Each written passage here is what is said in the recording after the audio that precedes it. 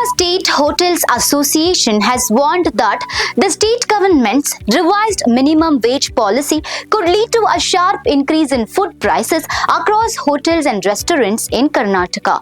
Association President GK Shetty said the average increase in minimum wages is around 60% compared to existing wage levels, which would significantly rise operating costs for the hotel industry. According to Shetty, the price of a plate of idli could rise from 50 to 80 rupees, while the cost of a masala dosa may increase from 80 to 90 rupees to nearly 150 rupees. Vegetarian meals currently priced between 150 to 200 rupees could go up to 250 to 300 rupees, and biryani dishes in Bengaluru may rise from 300 to 350 rupees to almost 500 rupees.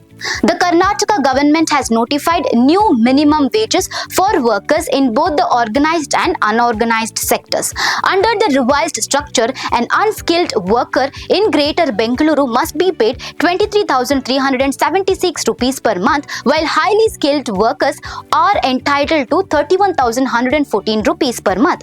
So outside Bengaluru, wages will range between 19,300 rupees to 21,251 rupees depending on skill levels. Shetty said the steep wage hike would heavily impact small and family-run hotels that are already struggling with increasing LPG prices, electricity tariffs, and other operational expenses. He stated that the hotel industry provides essential services such as food and lodging, and argued that the government should have considered the sector's unique challenges before implementing such a major wage revision. The Karnataka State Hotels Association has appealed to the government to reconsider the revised wage structure, warning that the burden could eventually fall on ordinary citizens through higher food prices. So viewers, do you think the revised minimum wages will improve workers' lives, or will higher food prices may place an extra burden